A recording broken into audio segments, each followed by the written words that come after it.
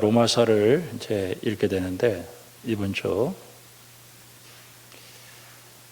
로마서는 굉장히 중요하고 또 아무리 강조해도 이게 근데 이제 성도들이 이제 이런 얘기를 해요. 우리 집사람이 하는 말인데, 주일날 무슨 본문을 그렇게 한 장씩 길게 읽고 또 그렇게 설교하는 교회는 한 군데도 없어요. 이래. 그래도 나는 그렇게 한다. 근데 설교는 한 20분에 그냥 다 끝나요. 어떤 사람은 한 구절 읽어놓고 한 40분, 1시간씩 설교할 때 줄을 서겠더라고. 그 다음 주와도 또 한 구절 읽고 1시간씩 설교하는데, 저는 로마서하고 13장 다 설교하는데 20분 안에 끝낼 테니까 걱정하지 말라고. 아멘. 제가 나이가 이제 65살이 되니까 이제는 성경이 뭔가가 보여요. 그러니까 긴 것도 짧게 할 수 있는 능력이 굉장한 거예요. 여러분, 일산항공교회 오신 것에 대해서 자신감을 가질 수 있기를 바랍니다. 아멘.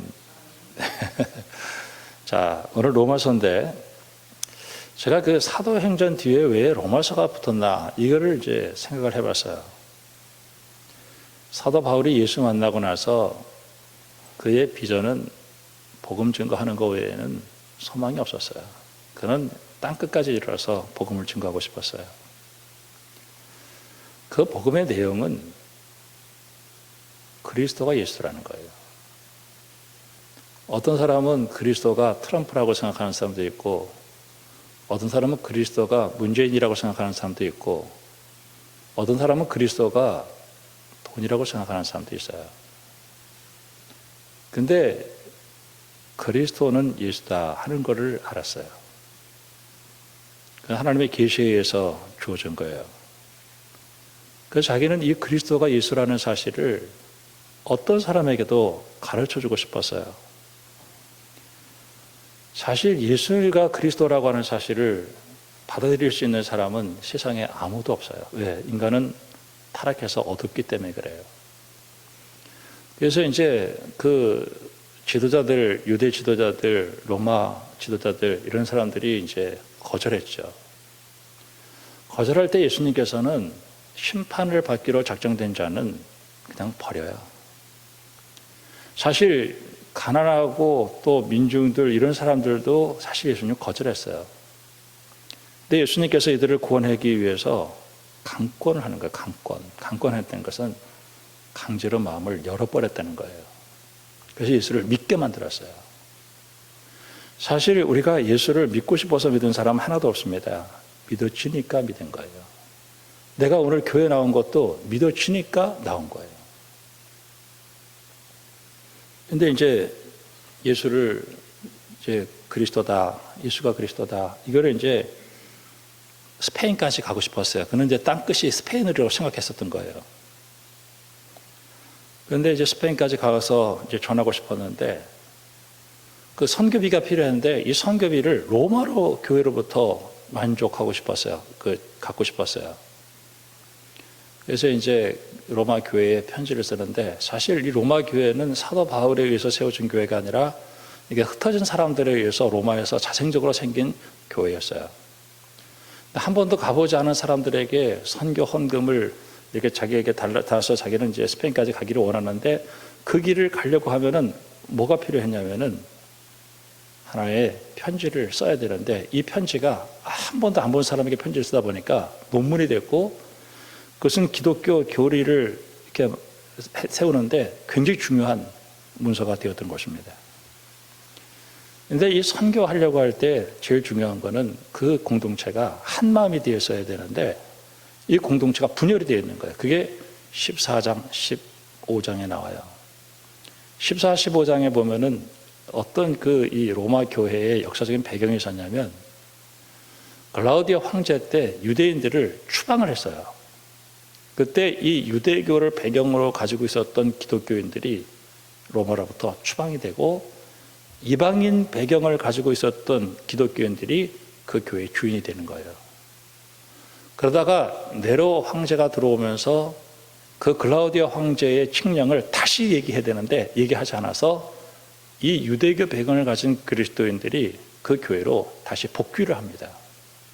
그러다 보니까 이 주도권 다툼이 일어나서 서로 다투게 된 게 이제 14, 15장이에요. 근데 아주 중요한 건데 그걸 보통 교회에서 설교를 안 합니다. 그때 유대인들이 들고 들어왔던 것 중 하나가 뭐냐면은 율법을 지켜야 된다는 거예요. 근데 이방인들이 내가 예수 믿으면 됐지 내가 유대인이 될 필요가 뭐 있냐 이렇게 된 거죠. 근데 그 사람들은 너희들이 유대인이 돼야 된다고 얘기한 거예요. 그럴 때 사도 바울이 야 너희들 가운데 믿음이 좋아서 그 음식물 마음대로 먹을 수 있는 사람은 그 믿음이 없어가지고 약한 사람들을 비판하지 말고 또 덕을 세우고 또 먹지 못하는 사람들은 먹는 사람들을 너무 이렇게 평가하지 말고 정말 하나님의 나라는 먹고 마시고 이런 날짜 지키고 이런 문제가 아니라 성령 안에서 서로 화평하고 희락하고 하는 것이다 라고 얘기하면서 그 로마 교회 공동체를 그리스도 안에서 하나로 묶어요. 그러면서 이제 복음을 이야기하게 되어지는 것입니다. 그때 이제 그 사도 바울은 예수님을 소개하면서 하나님의 의라는 얘기를 해요. 그러니까 하나님의 의가 이제 나타났다, 복음에. 근데 하나님의 의는 인간의 의와는 반대예요. 인간은 자기의 노력으로 뭔가를 해낼 수 있다고 생각하지만은 인간이 정말 타락했거든요. 인간은 말하는 게 행동하는 것이 이게 다 타락한 죄인이기 때문에 하나님이 주시는 은혜, 그게 바로 의, 그게 예수 그리스도예요. 그러면서 예수 그리스도를 믿으면 이제 우리 구원에 이르는데 그것을 인간의 편에서는 믿음이라는 거예요. 그래서 믿음에서 믿음으로 이르는 거예요. 참 하나님의 은혜가 얼마나 감사한지. 이제 1장 18절부터 3장 20절에는 참 선언을 하는데 우리가 지난주에 진노 중에 긍휼 얘기했고 그 전주에 은혜 위에 은혜라고 얘기했을 때 우리가 정말 예수님이 은혜 위에 은혜, 긍휼 이게 되기 전에 내가 첫 번째 받아야 될 은혜는 내가 참 죄인이다 하는 것을 아는 게 은혜예요. 참 내가 죄인이구나. 그러니까 이 유대인은 율법이라고 하는 것을 통해서 죄인이라는 사실을 알았고 이방인들은 양심을 통해서 죄인이라는 사실을 알았고 모든 사람이 죄를 져서 하나님의 영광에 이르지 못했고 하나님의 진노와 저주 아래에 있었던 인간에게 필요한 것은 예수 그리스도다 하는 사실을 이야기하고 있어요. 그러면서 4장에서 이제 이런 얘기를 합니다. 두 사람의 그 증거를 대는 거예요. 그게 누구냐면 하나는 아브라함이 아브라함이 하나님 믿었다는 거예요. 예수를 믿었다는 거예요. 그래서 바랄 수 없는 중에 바라고 믿어서 100살의 자식을 얻었다. 다윗은 죄를 저질렀는데 예수 믿고 그 엄청난 죄를 용서받은 그 행복에 대해서 얘기하면서 그 두 사람을 얘기하고 있어요. 5장부터 8장은 5장 1절부터 12절까지 그 다음에 8장 31절부터 39절까지 큰 괄호라고 하는 것을 딱 묶은 다음에 그 괄호 안에 4개의 그 예수 믿고 받은 복을 얘기하는데 첫 번째 복이 뭐냐면 아담이 범죄함으로 죄가 들어오면서 사망이 들어왔어요. 근데 예수님이 순종함으로 그 사망을 이기는 생명이 들어왔다는 거예요. 그 내가 예수를 믿고 내가 생명 가운데 들어갔다는 게 첫 번째 축복이에요. 두 번째로 6장인데 거기서 인간을 죄의 종으로 봐요. 인간은 노예의지, 루터가 얘기한 것처럼 노예예요. 누군가의 조종을 받게 만들어져 있었어요. 죄의 종으로 살아가는 사람은 죄의 종이에요. 근데 예수 믿고 죄에 대하여 죽고 하나님에 대해서 살 수 있는 하나님의 종으로서의 길을 열었어요. 그렇기 때문에 내가 십자가에서 세례를 받는다라고 하는 것은 내가 이제는 죄의 종으로서의 삶을 청산하고 하나님의 종으로 하나님께 순종하며 살아가는 거가 이제는 의의 병기로 하나님께 드려라 하는 얘기를 6장에서 하는 거예요. 내가 죄가 하자는 대로 하지 않고 하나님이 하자는 대로 하는 게 이게 예수 믿고 받은 복 중에 큰 복이에요. 7장에서는 율법의 정죄라는 거예요. 이게 우리가 교통 이렇게 지키고 가는데 그거 맞죠? 그러나 어떨 때는 급하면은 그걸 저지르는데 막 통과하고 막 갈 때가 있어요. 그러면 어떨 때는 신호등만 봐도 불안하고 경찰관만 봐도 괜히 불안한 거예요. 그게 율법의 정죄라는 거예요. 우리가 할 수 없는 것을 하게 만들어 주었는데 그게 성령입니다. 그래서 7장하고 8장은 이렇게 나눠지는 게 아닌데 8장에서 성령을 주어서 우리가 하나님 말씀대로 살아갈 수 있도록 해 주었다는 게 바로 이게 율법의 정죄로부터 자유고 성령의 능력으로 내가 하나님의 은혜 가운데 가. 그 다음에 이제 9장, 10장, 11장 이렇게 가는데 거기도 딱 한 가지밖에 없어요. 유대인들은 자기들이 예수 믿고 구원받는 게 아니라 모든 스페셜 웨이가 있다고 생각했어요. 그때 유대인들도 이방인들도 예수밖에 구원이 없다. 그 얘기를 했고 12장에 넘어가면서 이제 내가 예수를 알았고 하나님의 자녀가 됐으니까 이제는 어떻게 살아야 된다라는 얘기를 하면서 교회에서는 어떻게 행동을 해야 되고 그리고 사회에서는 어떻게 행동해야 되고 국가의 관계 속에서는 어떻게 행동해야 된다라고 얘기하면서 이 로마서를 끝내고 그리고 너희들이 복음을 알았으니까 이제 서로 싸우지 말고 하나가 되고 덕을 세워서 한 마음으로 선교하자. 내가 스페인까지 갈 테니까 너희들이 나한테 그 선교적 비용을 부담해서 가게 해주세요. 이게 로마서라고 하는 것입니다. 여러분 집에 가셔서 한번 이렇게 잘 오늘 내용을 보시면서 이해하시면서 로마서가 여러분에게 큰 유익이 될 수 있기를 바랍니다. 꼭 알아야 되는 것입니다. 꼭 알기를 바랍니다. 자, 오늘 이 요한복음 13장을 읽었는데 저는 이 요한복음 13장을 보면서 예수님의 제자는 누굴까? 오늘 36절을 보니까 너희가 서로 사랑하면 이로써 모든 사람이 너희가 내 제자인 줄 알겠다. 저는 예수님을 보면서 예수님은 정말 사랑의 결정체예요. 예수님은 누구를 미워한 적이 한 번도 없는 거예요. 빌라도도 미워하지 않았고 대제사장도 미워하지 않았고 자기를 십자가에 못 박아 내주는 민중들 심지어는 자기를 파는 가룟 유다도 주님 미워하지 않으셔요. 저는 이 시대를 보면서 두 가지 하나의 큰 흐름이 있다고 생각하는데 하나는 러브, 사랑이고 하나는 미움, 증오예요. 그 미국에서 식사를 하면 트럼프 때문에 가족이 반쪽으로 나눈다니까요. 하나는 트럼프 좋아하고 한쪽은 트럼프 싫어하고 목사님 가운데서도 한쪽은 좋아하고 한쪽은 싫어하고 그래요.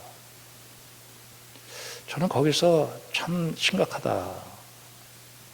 어떻게 저렇게 사람이 미워할까? 가인과 아벨이 있었어요. 둘이 예배를 드리러 갔어요. 아벨은 하나님이 하라는 대로 예배를 드렸어요. 받았어요, 하나님이. 가인은 인간적인 방법으로 이렇게 하면 더 하나님 받으실 거라고 생각해서 했는데 하나님 방법은 아니었거든요. 그때 가인이 시기심이 일어나서 동생을 쳐 죽여요. 그 가인의 후회가 우리들이 되어서 그런지 우리들은 늘 사람을 미워하고 살아요. 참 미워하고 살아요. 근데 내가 예수를 믿고 참 변화가 하나가 일어났는데 사람이 밉지가 않은 거예요.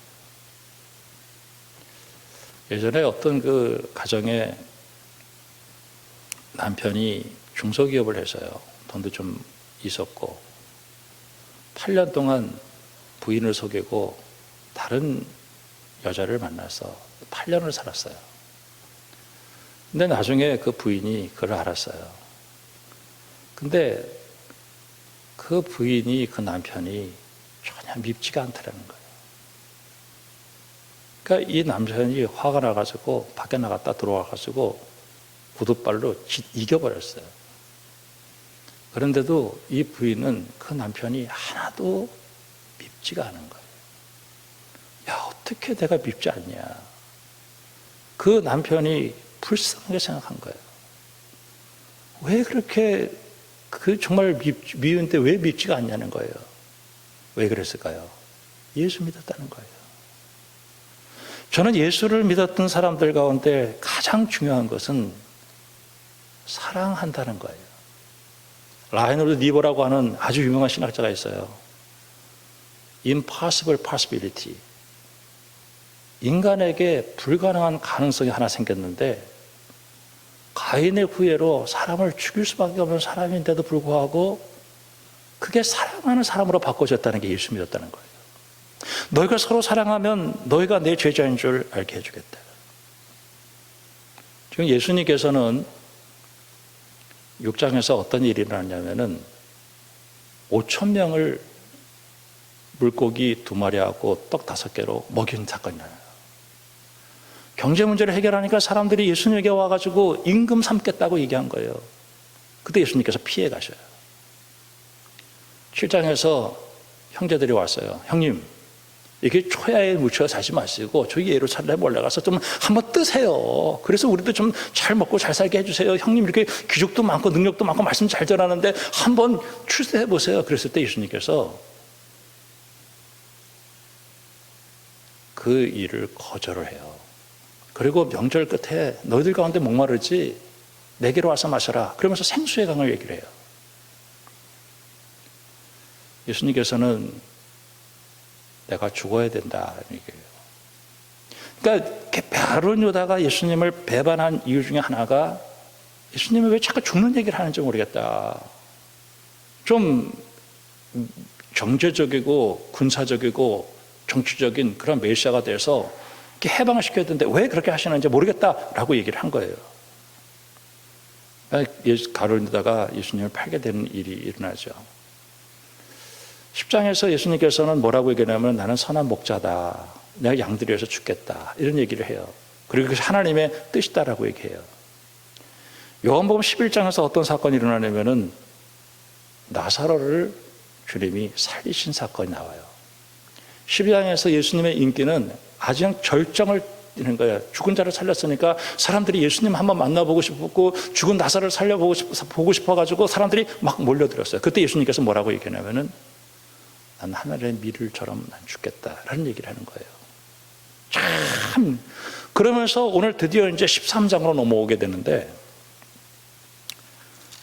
자 오늘 가룟 유다가 이제 13장 2절에 마귀가 가룟 유다의 마음에서 예수를 팔려는 생각을 가졌죠. 자기가 생각했던 메시아 상이 아니에요. 27절 말씀 보니까 조각을 받은 후에 사탄이 그 속에 들어갔어요. 그리고 예수께서 유다에게 이르시되 네가 하는 일을 속히하라. 30절에 유다가 그 조각을 받고 곧 나가니 밤이다. 자, 예수님의 그 지금 상황은 지금 굉장히 이제 가룟 유다가 팔고 또 유대인들이 죽이려고 했고 그리고 예수님도 죽어야 가야 되고 하는 그 아주 절박한 상황이 왔어요. 심지어는 예수님께서 38절에 베드로와 얘기하면서 37절에 베드로가 이르되 주여 내가 지금은 어찌하여 따라갈 수 없나이까 주를 위하여 내 목숨을 버리겠나이다. 예수께서 이르시되 대답하시되 네가 나를 위하여 네 목숨을 버리겠느냐. 내가 진실로 진실로 내게 이르노니 닭 울기 전에 네가 3번 나를 부인하겠다. 자, 베드로가 부인할 수밖에 없는 상황. 여러분 이 상황을 보면서 굉장히 그 작은 공동체가 불안할 수밖에 없죠. 배반하고 예수님 죽는다는 얘기를 하고 있고 그 공동체 속에서 작은 공동체가 이게 위태롭게 하는데 물론 14장에 넘어가면 이제 종말론적 소망을 얘기하면서 천국에 대한 얘기를 하고 그리고 15장에서는 배반하는 사람들을 주님이 심판하신다는 얘기를 하고 16장에서 성령 준다는 얘기를 하고 17장에서 그 작은 공동체를 기도하는데 오늘 13장으로부터 어떤 얘기를 하게 되냐면은 예수님께서 13장 1절에 6월절 전에 예수께서 자기가 세상을 떠나 아버지께로 돌아갈 때가 이른 줄 아시고 세상에는 자기들을 사랑하실 때 끝까지 사랑하셨다. 여러분 지금 하나님의 교회 공동체가 이렇게 저렇게 힘들고 어려운 시기를 경험하고 있는데 여러분 마음속에서 꼭 하나 기억해야 될 것은 하나님께서 예수 그리스도를 통해서 성령을 통해서 주님의 교회를 사랑하고 있다는 사실을 절대적으로 믿을 수 있기를 주님의 이름으로 축원합니다. 하나님이 교회를 사랑하신다. 저는 이거를 끝까지 사랑하신다. 그러면서 예수님께서 갑자기 일어나시더니 허리에 수건을 두르시고 그리고 제자들의 발을 씻기시기를 시작하시는 거예요. 내가 너희 주고 내가 선생인데 내가 너희 발을 씻었다. 저는 이 위태로운 공동체가 살아남을 수 있는 길은 주님이 사랑하신다는 사실과 이들이 내부적으로 결속해서 서로 뜨겁게 사랑하는 길밖에 이 어려운 시대를 돌파할 수 있는 길이 없는 거예요. 너도 서로 사랑하라. 저는 예수를 믿고 내 속에서 변화된 것 중에 하나가 제 스스로 완벽하지 않지만은 내 앞길을 막고 또 나를 힘들게 하고 그리고 나를 어렵게 하는 그런 사람들도 사랑할 수 있는 마음, 특별히 원수까지도 사랑할 수 있고 용서하고 화해하고 덮어주고 내가 손해보고, 그런데 하나님이 내가 사랑함으로 내가 그렇게 할 수 있다라고 교회를 사랑하고 내가 주의 종을 사랑하고 성도들을 사랑하고 기도하고, 저는 예수님께서 이 작은 공동체가 살아남을 수 있는 길은 바로 서로 사랑하는 것이었다는 거예요. 어떤 사람이 전철에서 있었는데 서로 막 싸웠대. 그 옆에 있는 사람이 야, 교회도 아닌데 왜 싸우냐, 교회도 아닌데 왜 이렇게 싸우냐. 그 얘기를 듣고 얼마나 부끄러웠는지, 교회는요 왜 이렇게 싸우는지 몰라요. 목사 장로가 싸우고 성도들이 싸우고. 요한계시록 2장에 보면은 에베소 교회가 나와요. 이 에베소 교회가 그 이단들과 싸움 속에서 잃어버렸던 것이 있었어요. 처음 사랑을 잃어버렸다고 그랬어요. 그때 예수님께서 너희에게서 촛대로 옮기겠다라고 얘기를 해요. 하나님의 교회에 예수를 믿고 구원받아서 우리에게 나타난 가장 중요한 현상 중에 하나는 세 계명이 주어졌는데, 그것은 바로 미워할 수밖에 없는 인생이 예수 믿고 나서 어떤 사람도 용서할 수 있는 사랑의 사랑으로 바꿔줬다는 거예요. 그래서 주님의 교회에 사랑이 없다고 하면 그것은 교회가 아니라고 얘기하는 거예요. 여러분, 어려운 시대를 살고 있습니다.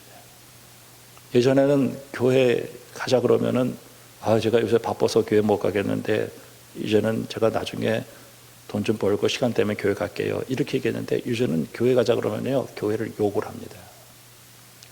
아주 어려운 시대를 만났어요. 여러분, 그럴 때일수록 더 하나님의 교회를 사랑하고 더 기도하고 말씀을 사랑하고 기도하는 가운데 어떻게든 살아남을 수 있기를 주님의 이름으로 축원합니다. 저는 예수님께서 이 일을 하시는 이유를 알겠어요. 그러면서 이제 이 가룟 유다가 자기를 팔겠다 이렇게 얘기를 했죠. 다 아니다 이렇게 얘기했을 때, 오늘 여기 그 23절 말씀 보니까 예수의 제자 중에 하나 곧 그를 사랑하는 자가 예수의 품에 의지하여 누웠다. 이게 아주 중요한 얘기인데, 이거는 그 사랑하는 자는 요한을 얘기합니다. 그러니까 요한 복음은 요한 공동체가 기록한 건데 자기 공동체의 그 지도자를 베드로보다 더 높이고 있는 거예요. 베드로가 좀 떨어져 있어요, 예수님과. 그래서 머리짓을 하면서 야, 그 많은 사람 누군지 좀 말하게 해라 이렇게 얘기한 거죠. 예수의 가슴에 그대로 의지하여 말하되 주여 누굽니까 이렇게 물으니까 떡 한 조각 가져다가 주는 자가 그다 그러면서 가룟 유다에게 주죠. 저는 여러분들이 일산흥공교회에 등록하고 교인이면은요, 세상에 훌륭한 목사도 많고 하지만은 일산흥공교회 조영구 목사가 제일 훌륭하다고 믿고 신앙생활 하면 여러분 틀림없이 좋은 신앙생활 하게 되어줄 줄로 믿습니다. 아멘을 속으로만 하시는데 굉장히 중요한 겁니다. 여러분 집에서 이렇게 같이 밥을 먹으면서 이렇게 식구들끼리 모였을 때도 참 세상에 훌륭한 분들도 있지만은 내 가족, 내 자녀들, 내 아내, 내 남편 제일 훌륭하다. 그리고 어떠한 환난과 어떤 역경 속에서도 이 서로 사랑으로 묶어져 있으면요, 근데 얘가 예수를 믿고 우리 주님께서 우리에게 세 계명을 주었는데 서로 사랑하라. 내가 너희를 사랑한 것 같이 너희도 서로 사랑하라. 우리 주님이 18장, 19장, 20장에서 18장, 19장에서 십자가 지고 죽으셔요. 그 십자가 지고 죽으시는 이유가 바로 나같이 미워하고 시기하고 질투하고 가끔 이런 사람들을 우리 주님이 사랑하기 때문에 저는 어느 곳에 가든지 있는 자들을 향한 증오, 있는 자들을 향한 미움, 그건 있으면 안 돼요. 아무리 그렇다 할지라도 우리가 기독교인들은 사랑해. 그럼 너 누구 편이냐라는 얘기를 하게 되겠습니다만은 우리 주님이 말씀하셨어요. 너희가 서로 사랑하면 이로써 모든 사람이 너희가 내 제자인 줄 알게 되겠다. 이제 말씀을 마치겠습니다. 여러분 가정에서도 직장에서도 교회에서도 아무리 그 힘들고 어렵고 경제적인 힘들고 또 질병으로 어려운 삶을 통과한다 할지라도 서로 사랑하면 어떤 것도 이겨나갈 수 있어요. 정말 놀랄 필요가 없어요. 인간의 힘으로 안 돼요. 가룟 유다 떠나잖아요. 베드로의 혈기로 안 돼요. 성령께서 기름 부어 주어서 하나님 내 마음속에 예수님의 사랑이 넘치게 해주시고 위험하고 어려운 시대를 통과하고 있을 때 어느 때보다도 교회의 소중함을 알고 그럼에도 불구하고 그리스도가 예수님이라는 사실을 교회를 통해서 역사하신다는 사실을 여러분 꼭 기억하시며 예배의 소중함 포기하지 말고 주님 끝까지 버리지 말고 세속화와 경제적인 어려움과 이단의 공격과 세상의 사탄의 공격이 있을 때 이길 수 있는 방법 딱 한 가지입니다. 주님의 교회를 사랑하고 말씀을 사랑하고 하나님을 사랑하고 성도들이 서로 사랑할 때 그 어떤 문제도 이길 수 있는 능력의 역사가 나타난다는 거예요. 저는 이 요한복음 13장을 보면서 너희가 서로 사랑하면 비로소 너희가 내 제자인 줄 알겠다. 이기적이고 서로 싸우고 하면 주님의 교회는 아니라는 거예요. 홉스가 만인에 대한 만인의 투쟁으로 이 세상을 얘기하고 있습니다. 정글이라고 이야기하고 있어요. 근데 내가 예수를 믿고 구원받아서 내가 그럼에도 불구하고 사랑을 할 수 있다라고 하는 것이 얼마나 감사한지 바보라는 소리를 들을 수도 있어요. 어떨 때 보면은 야, 너 멍청이냐, 너 그걸 용서하냐 하라고 있을 수 있어요. 그러나 보세요. 진리는 반드시 승리합니다. 사랑은 반드시 이깁니다.